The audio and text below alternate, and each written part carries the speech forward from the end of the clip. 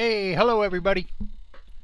Um, okay, first of all, there's going to be some people saying that this is not a food video, but it is. I'm showing you how I'm going to make this little barbecue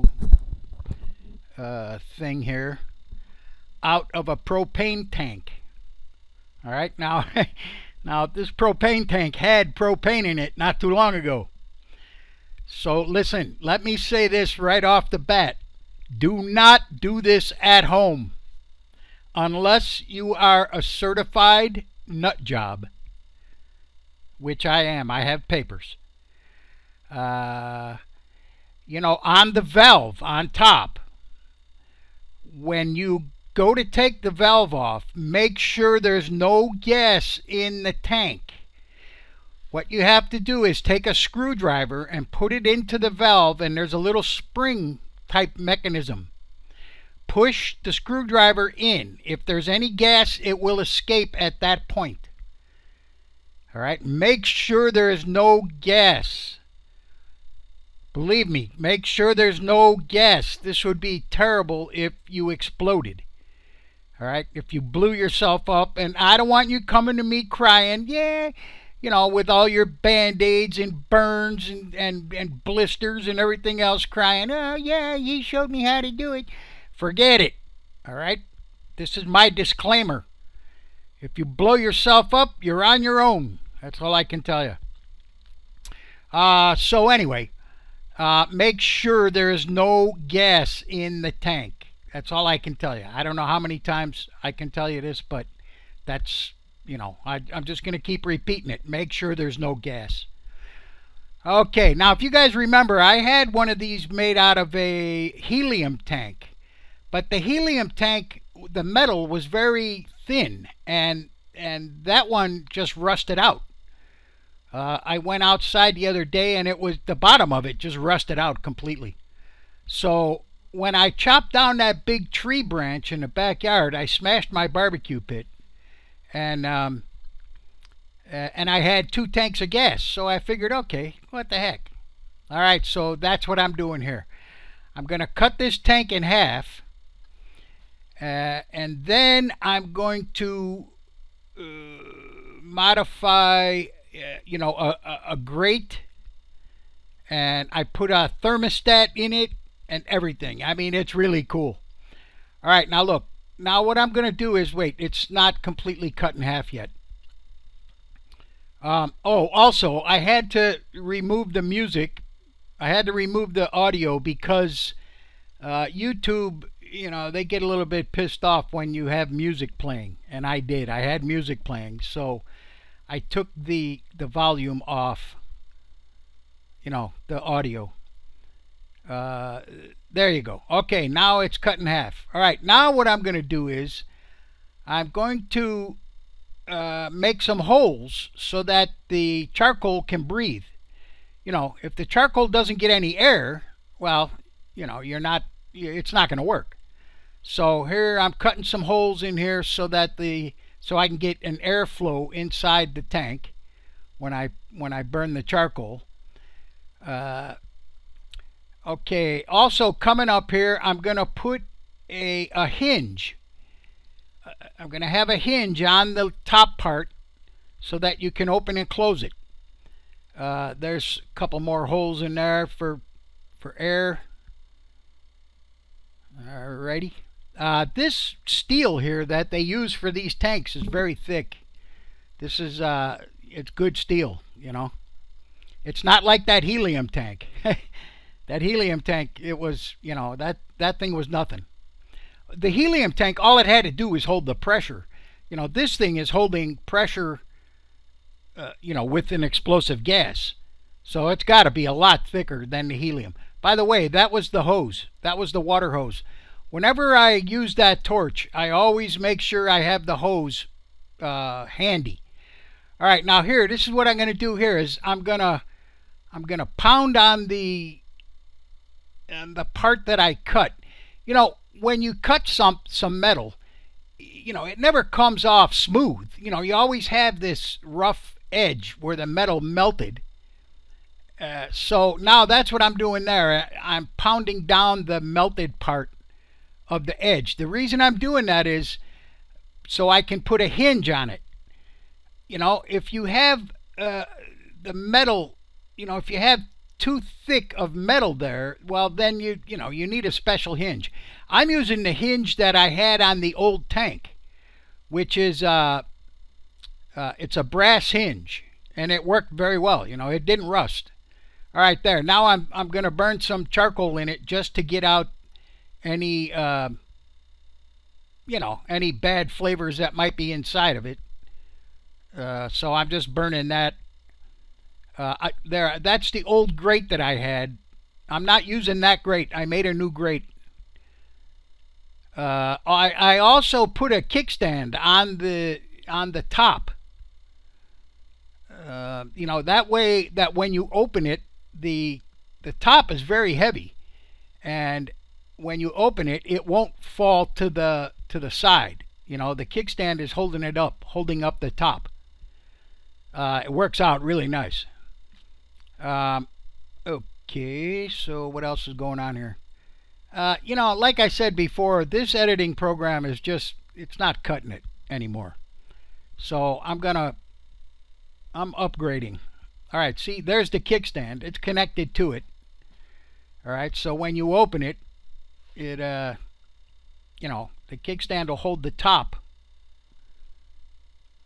There we go. Perfect. All right, so what I did, and it's not on the video, I don't think it is, but what I did was I put a thermostat, a thermometer, inside the tank on the top part. I put a thermometer in there, so you know, and it's a regular oven thermometer, so you know I'll be able to see how hot it is inside there.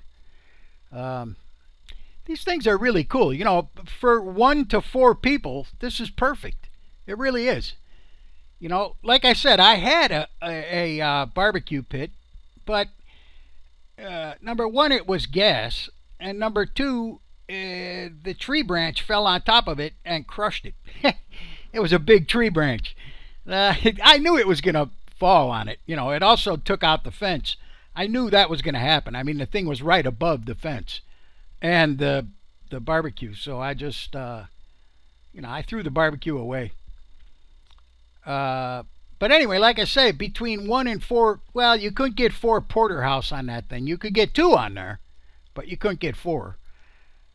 Depending on what you're cooking, you know, it's perfect for 1 or 2. Like I said, you could probably do 4, maybe. Depends on what it is. Now there's a rotisserie thing. Those are the brackets for the rotisserie. The rotisserie works out perfect. In fact, what I'll do is I'll go get some Cornish game hens, and I'll show you now that the barbecue is finished. I'll do some Cornish game hens. I'll go tomorrow to the store and pick some up, and then I'll cook them on Saturday, because you know they're frozen. You have to let them thaw out. But anyway, the rotisserie is really cool. But I haven't put the rotisserie on yet. I'm going to do that once the fire goes out and, you know, once it cools off a little. I thought I speeded this up, but I guess I didn't. But you know what? I could do that now. Hold on. Let me do that. Hold it.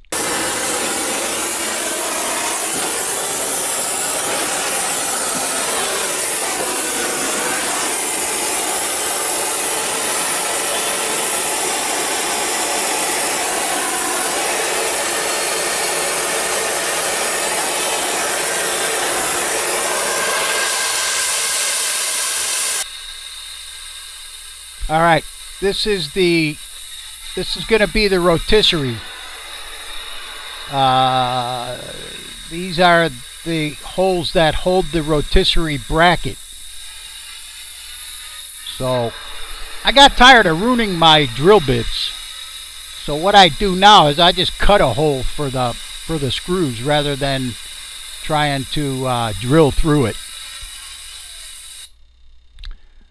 But anyway, that's the brackets are going to go, you know, in those holes is going to be the screws, and then the thing on top, what I'm cutting out now, is for the skewer, you know, the big metal skewer.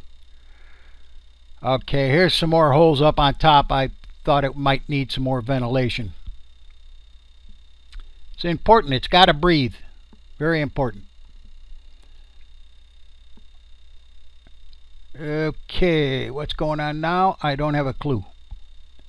Oh, there we go. The brackets are in. Now, that thing on the bottom, oh, there you go. There's the thermometer. Cool.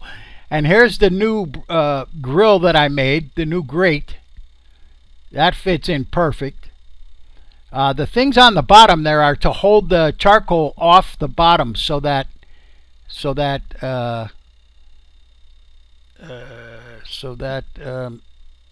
you know, so the air can get underneath the charcoal. Hold on, let me try something here. Oh, wait a minute. Hold on. Yeah, there we go. I tried to slow it down. I wanted you to see everything that was inside of it. You know what I mean? I sped up the video without realizing that you couldn't see everything. All right. So anyway, there's the new grate. There's the skewer for the rotisserie. I don't have the motor outside for the rotisserie. The motor's inside, but the motor goes on the side right there, and it turns the rotisserie. That thing is perfect, I'll tell you. So anyway, you know, like I said, I have a thermometer inside. Look at that, man, perfect. Okay, so what's coming up now is oh yeah, the grate comes out, kind of. I did fix that a little bit. I cut the grate a little smaller, so it's a lot easier to get in and out. But anyway, you can take it in and out to clean it. Oh, I'm going to paint it now. This black paint, I was looking for paint the same color as the you know, as the regular propane tanks, the same color. It's like a beige color, but I couldn't find a beige color that was heat resistant. That paint is good for up to 500 degrees according to the can. Now, you know, the bottom part will probably get hotter than 500, but for the most part, I think the paint will last, I think. We're going to find out anyway. So this thing is awesome, man. I love it. Hey. Like I said, when I do the game hens, I'll turn on the video and show you. The rotisserie works out really cool. I've used it before on the old one, you know, on the helium tank. I used the rotisserie, but this one here is, you know, brand new. All right, so anyway, there it is.